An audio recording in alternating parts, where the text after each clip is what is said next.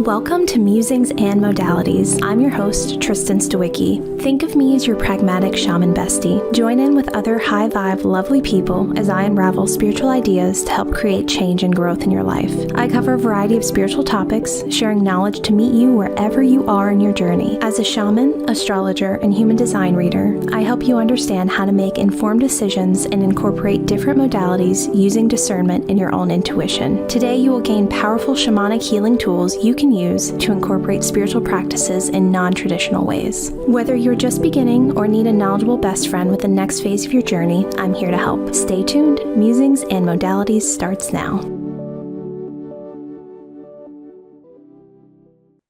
Hi everyone, and welcome to Musings and Modalities. I'm Tristen Stawicki, your pragmatic shaman bestie, and really get ready for today's topic and today's episode. It is messy and dramatic and resilient, embracing the chaos of now.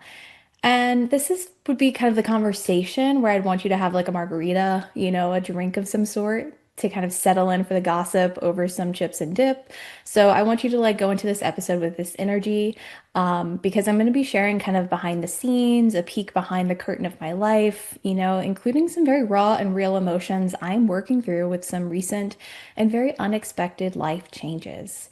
And really, it's been a week. I think personally for myself, it's been quite a lot. And collectively, it feels like the only thing we can do is laugh and cry and scream and have some sort of vocalization to really release this energy out of our bodies, to release what isn't grounding us, and really that almost like it feels like we've just taken shots of caffeine. You know what I mean? Overall, it's just not the energy we want to feel as we move through our day. And transparently, this was not the episode I had planned. I kind of this together last night. I had planned to have an incredible guest with a completely different topic for this show, and you'll absolutely get to meet her soon. But the universe really did its big one, and it had other plans. It had other plans for her and for me. And it really showed us, even when we got together, that it was not going to let us record that day. And so I share this because I wanted to talk a little bit about our collective weather report, which I'll kind of share more of at the end of the episode. But really, since Pluto moved out of retrograde on October 13th, I've felt this energy very intensely, right? And with an outer planet, you wouldn't think that it would have, it's kind of hit or miss. Sometimes we feel it more collectively, sometimes you'll have a personal transit, right? And so it really can depend on where it hits you personally or just the overall experience, if it's something that is as much of a spiral or as much chaos as I've recently experienced. The reason why I've experienced this transit more, is that I have a lot of active energy in my fourth house currently. And that energy could not be louder. I feel like it is screaming. That is the house of foundation, of roots, and of ancestry, of security and safety. And honestly, it's not great to have all of that energy happening and the lack of control I feel about it. And so if you are someone also having, some struggles with this transit, or just really feeling the heaviness of this chaotic energy, I see you. We're going to talk today about some ways to kind of embrace that chaos and how to support it. And I also wanted to share two stories of really where this came out, and really affected me this weekend. And so on Saturday, I competed in a weightlifting competition. And, when I was in it, I really had the most visceral feeling of not being safe and that I could get hurt, right? And so this is very much an amateur weightlifting competition. It is put on by my gym. It is something that I did last year, so it's my second time kind of competing. And it's pretty legit, even though it is an amateur competition kind of held locally. They have three different judges. You are on it's a single platform, which means that you are, kind of out there. It feels like a mini stage where everyone's watching you complete an exercise. There are commands you're given. So for this competition, the focus was squat, bench press, and deadlift. Some of the exercises have one command. For something like bench press, there's three commands, right? So you're having to listen, be in the moment, and you're also trying to put up, personal bests. You're really trying to push beyond what you've done in the gym, what you've been training for, to see what's the best you can kind of show for that day. And so I really love weightlifting, and I wanted to talk about this for two reasons. One, because this experience is relevant to kind of the topic I wanted to share, but two, is because I think everyone, if they have the ability to, should add it into what they do and into their movement, especially women, as we need to kind of focus on keeping our muscle mass, keeping our joints healthy, our body healthy, and just showing up in strength is so beautiful. And what I really loved about this competition was how many women and how incredible they were. So we actually had more women compete than men, and that was the same that we had as last year. And it was just so beautiful to have this feeling of sisterhood, this feeling of just showing up. Especially because this was not at all my reality just 5 years ago. When I first started training, I couldn't lift the bar to do a bench press. I actually had to train for a whole year and basically what that means is like you use dumbbells that are a lower weight than what the minimum bar weight is. So the minimum bar weight at my gym is 35 pounds. And so I just was unable to do it, which is okay. I think it's a very common experience, especially if you're not someone that has lifted weights in the past. And so to be able to go from that to competing and like, showing out, doing really well in my category, doing really well for myself, and that feeling of personal kind of strength and what you're working on is exceptional. And I absolutely ate it on my first exercise going out there. And so when you walk out there, it's like there's like hype music, there's a crowd watching, right? So it's not just a small deal. There was like a couple dozen people there. And so there's a little bit of that feeling of being out on a stage a little bit. I'd probably honestly be more comfortable out on a true stage. And right before I went out there, I realized I didn't do my warm up correctly. And so when you're working with weights, you want to make sure you're not like shocking your system, right? And so, for instance, the first exercise was squat. And so I had done my bench press warm up rather than my squat warm up. And the reason why that's kind of a big deal is because bench press, especially for me, is quite a lot lighter. And so I was working and like squatting about 65, 70 pounds, and my starting weight was 115 pounds for my squat. And so you can imagine if I hadn't like not warming up well and going out and trying to do that, super sucks. Your entire system is like, whoa, what just happened? Because ideally, I should have warmed up in like the 90-pound range. And none of these pounds matter. I just wanted to give you kind of a sense of scale, right? So I go out there and there's this bar and like I feel centered, I feel pretty good. And then I go to do it and I realize I absolutely cannot do this. I didn't realize this at the time, but I was 6 inches from the center of the bar as well. I tried to do it, completely failed, was the first failure of the day.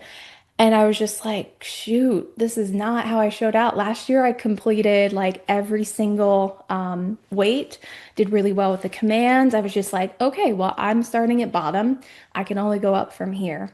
And so I really had a choice with that, which was like to internalize that failure and to let it absolutely ruin my day, ruin the competition, ruin how I would show up for other people, or I could just truly move on. I could not physically power my way out of a bar that's misaligned and completely shocking my system. And so once I was able to let go of that, and I was just like texting my husband who was there with me, and I was just like, I don't know what happened. We'll figure it out. I'm just gonna do that weight again, not gonna go up, make sure I feel good about it, and then just kind of continued on. And I share that because I truly had the best day. Like, I met incredible people, and I really let their encouragement carry me through and pour into me. And in turn, I was able to pour into them throughout the day. And that was really, really lovely. But For a good 30 seconds when I was lifting, especially that first one, I felt so unsafe. I was worried for me. I was worried. We have spotters, so the entire competition was very safe because you have three people right next to you who are like there to help and catch and all the things. But man, having that bar just not be lined up, it was like, it looked like, you know, just a movie montage when someone didn't know what they were doing. We're trying to figure it out. So it was absolutely wild. And so that was my Saturday. And so I've had a lot of chaos the last week. And that was, a little bit rough. Moved through it. My next story that I want to share is really happened yesterday. Super sucked. Super sucked. It is so like just messy and me being a little bit dramatic and I didn't feel like I acted out of integrity completely.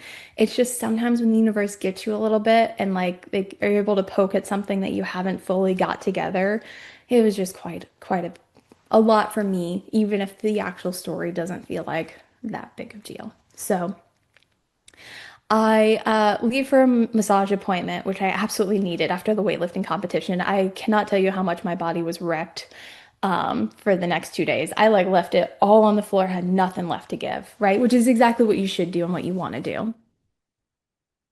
And so I have a pretty full day. I have that appointment in the morning.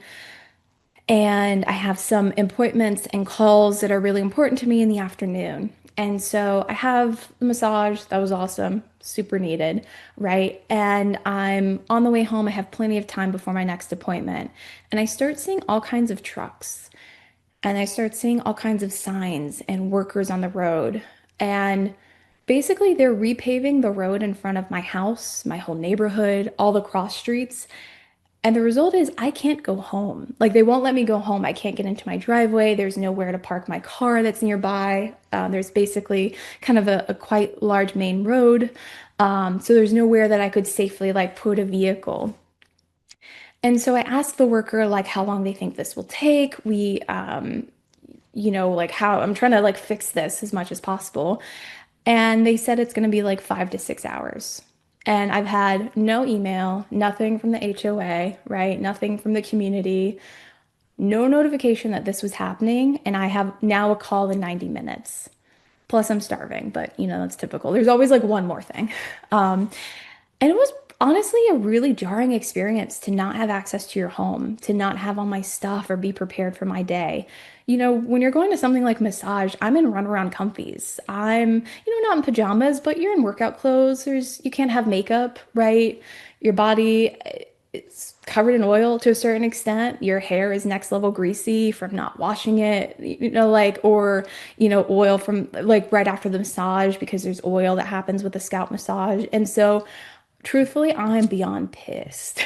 At this point, it felt like yet another thing in a week of things happened to me was just coming through, and I was just sick of it. Like, I pretty much hit my breaking point in that moment. And I was like, all I can honor in this moment is screaming a four-letter word in my car. And that felt really, really good. And I highly recommend a good old-fashioned screaming session, like when you can take that time for yourself.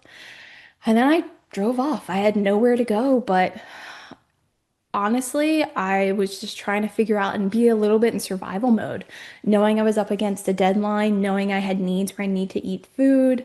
And I think what's the most frustrating about this is like, damn it if the day didn't like make its own lemonade. Like I had a great lunch. I had my call in the parking lot. So I had a safe spot to like take that call. I was able to have that kind of connection with a lovely person that felt very aligned, and had a great conversation. Her first question to me was, "How are you?" And I'm very clearly in my car, hair a la Grease, right? I'm in like a sweatshirt, bare face. And I just was honest. I was like, not well. Not well, girl. I'm not well at all. And I told her, I was like, I'm glad I didn't cancel the call. I'm glad I didn't make excuses or just say, whatever. I was really excited to meet her. She's someone that we have a mutual friend and is so lovely. And I was just like, okay, like we can show up and do this. We can girl boss through it, I guess. Like, this is just kind of my new reality. The day was also great because I recently kind of set a new challenge for myself to walk to as close to 10,000 steps as possible. Now, the number is kind of arbitrary, right? Mostly that number is because I easily do it when I visit New York City. And I feel really great in my body with all of that additional walking. Like, I know if I walk after a meal or throughout the day, like, I physically just feel better. I sleep better. And that day was a picture perfect, beautiful day. There were no clouds, a high of 70. We had like a crisp, like fall-like wind in the air. The trees are changing colors, and the entire world truly showed out for it. And it really pissed me off to acknowledge, but I wished for this. Every fall, I kind of make this joke with my husband that we need to take more mental health days and enjoy the fall experience before winter hits, right? And just because sometimes there's these beautiful days, and I'm working and I can't get outside and I can't take the time I want because I'm on calls and doing what I need to do.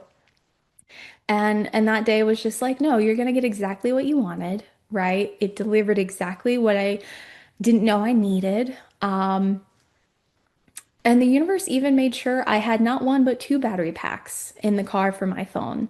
So I typically have a battery pack just because, when you're running around, you want to make sure you have your phone because I use it for directions and everything.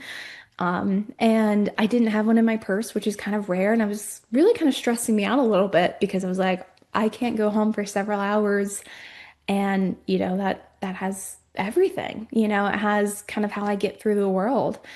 And it did feel like finding a buried treasure when I thought to like check the glove compartment about 2 hours into this unplanned excursion. But it was honestly a great day. And it was interesting because it was a great day with the energy of like eat your vegetables. Like it felt like the universe needed to prove to me my own level of resilience and even my own capacity for nonsense, really.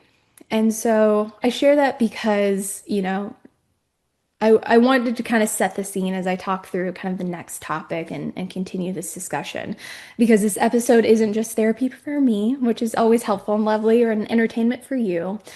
I really wanted to kind of share my tried and true tips for embracing kind of the chaos of now, the chaos of, the unexpected day where you truly can't go home or you have unexpected things happen and you go, okay, how do I tackle this now? What do I do? And so for my first tip, it's to really go with the flow, right? And these tips, I don't want to say they aren't groundbreaking, but many of them you probably know. It's just kind of remembering you have access to them, just like anything in your toolkit. And the idea here is really not to fight against the unexpected changes you have or circumstances or really trying to force things to go your way, especially when they clearly aren't. I found that when I try to like force my day to be what I want it to be, I only get stressed out. Or like I mess up the timing so bad that I create like this huge cluster that I have to later unravel. The second one is to really kind of open up your expansiveness, widen those horizons.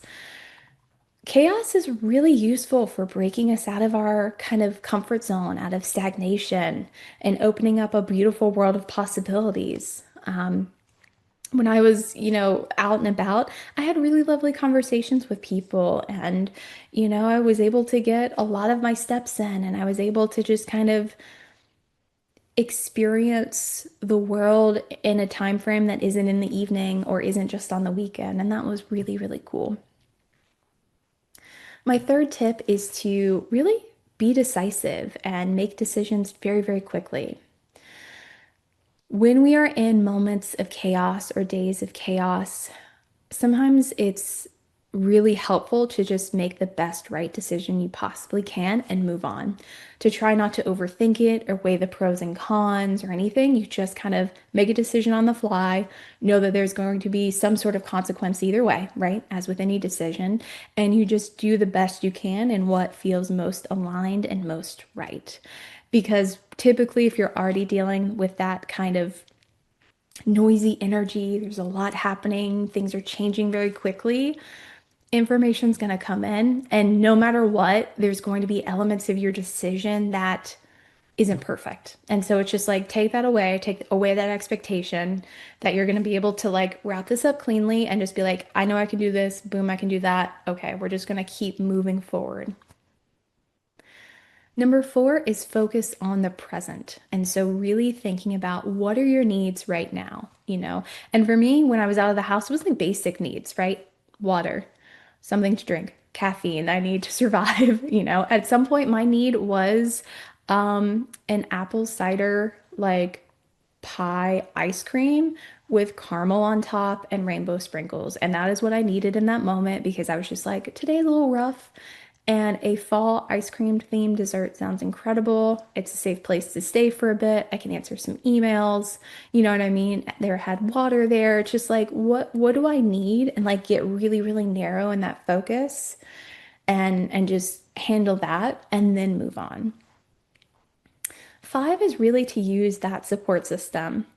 You better believe I was calling my husband several times. I was calling my dad, I called my mom. Like, I was just telling people, sending jokes. I was just really trying to be like, okay, I'm in this. This is my reality.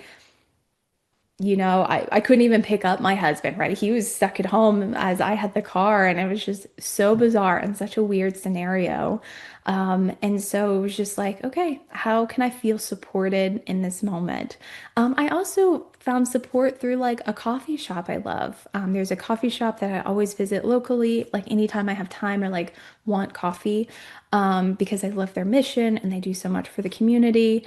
And it was just lovely to like include that in my support system to be like, okay, it's always like easy to go there. I know it'll be pretty quiet and it's just like a restful place for me to be at for an hour. Because like when you're out of the house 6 hours and you don't have something like specific, most stores aren't open on like Mondays locally. And so that was a little bit of a challenge. And so, when you're just kind of working with the circumstances you have, like most local stores that would have want to like peruse and things, it was just interesting to be like, okay, well, what do I want to do in the world? Do I want to go to a park? Do I want to do this and that? And so really like focusing on where places that I know make me feel good to spend time there, I can support them and they in turn can support me. Six is find the humor. And that's not always easy in the moment. I try to in the moment always just because it helps me feel better. But yeah, just see like where is this actually funny? Like where is this ironic? Where is this something that is just like so outrageous you can only laugh because you're like, you've got to be kidding me.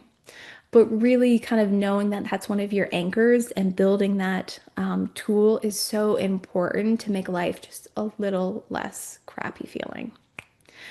And seven, one of my favorite tips is to shut down and go to sleep. If you've hit your personal capacity for chaos, you are just done. There is no turning back.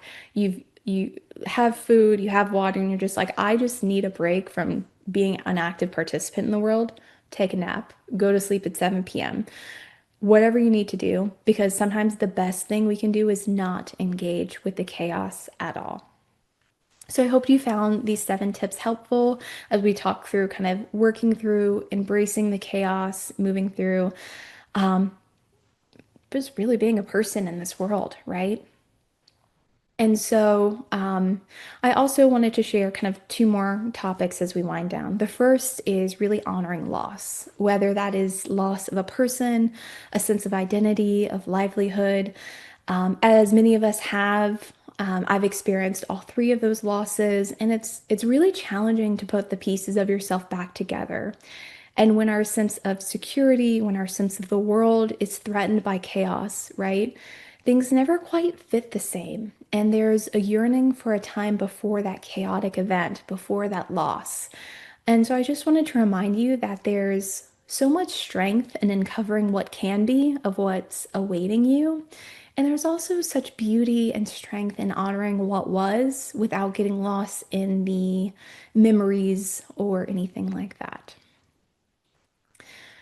As we wind down the episode, I wanted to just share the weather report we have collectively, our astrological report.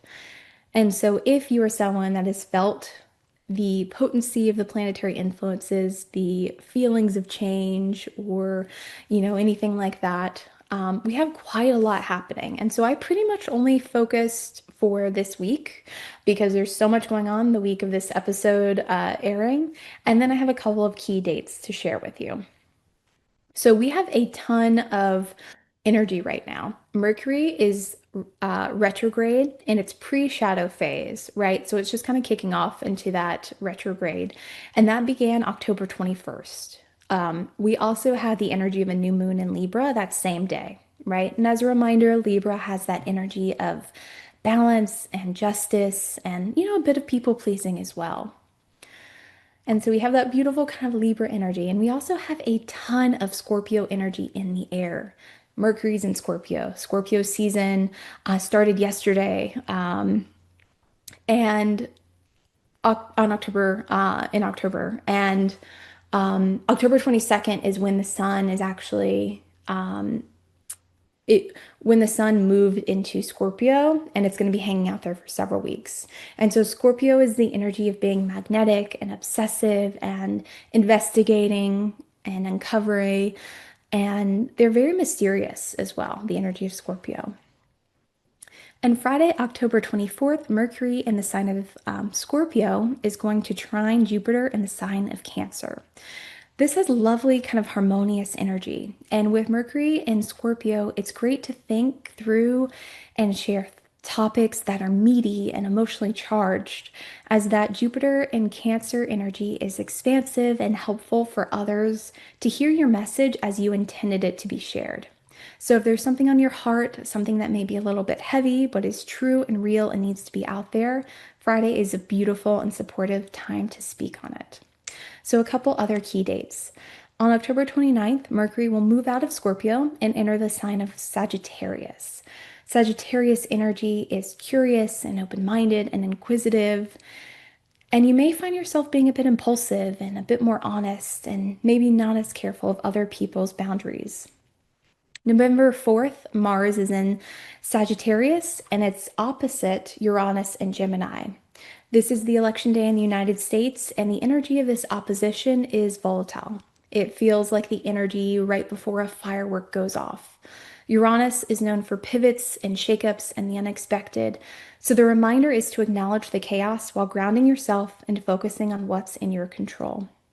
And finally, our next full moon is November 5th in the sign of Taurus. The energy of Taurus invites us to enjoy decadence and to take a slower pace, drive on the country roads. You might find the energy from November 4th kind of still being in the air. And so this is an invitation to shake out and release things that aren't replenishing you or lifting you up. Focus on what gives you security and pleasure to build a lasting legacy. So I hope you enjoyed this episode. I hope you had a laugh and felt seen. Please let me know if you'd like me to share more about my life and the not so polished kind of chaos that follows me. I have some fabulous and very, very cool guests over the next few weeks that I know you'll love, but I'm happy to sprinkle in more of these fireside chat and kind of gab sessions too, if that's fun. Thank you so much for watching Musings and Modalities with me, your pragmatic shaman bestie. Tune in the second and fourth Thursdays of each month at 3:30 p.m. Pacific, 6:30 p.m. Eastern for more fabulous episodes. Exclusively for my listeners, you can use code MUSINGS for 15% off any session with me. That includes my Reiki sessions, deep shamanic healing, 90-minute sessions, and my life-changing birth chart readings. Tristen, why are they life-changing? Well, I spend 5 to 7 hours per birth chart. I almost spend a whole workday per birth chart. And that's not because I have to, right? But I really want to embody the fullest expression of what the beautiful cosmic experience of being human has in store for you. And in our time together, your understanding of yourself, your past experiences, and the gorgeous future you have ahead of you is clear and as defined as the night sky. Your birth chart tells me who you are at work, at home, with money, as a business partner or romantic partner, how you learn, love, and experience joy. The answers to your questions about your life all live in your birth chart, and it's my honor and privilege to share that knowledge with you. I'm booking for November at musingsandmodalities.com. Use code MUSINGS at checkout for that 15% off. Thank you for listening. You've been listening to Musings and Modalities with me, Tristen, your pragmatic shaman bestie. For more powerful healing tools, join me every second and fourth Thursday at 3:30 p.m. Pacific on Transformation Talk Radio. I cover a variety of topics to meet you wherever you are at on your spiritual journey. Learn techniques to work with pendulums, past life healing, astrology, and more. Please share the show and subscribe for more guidance from your pragmatic shaman bestie at musingsandmodalities.com.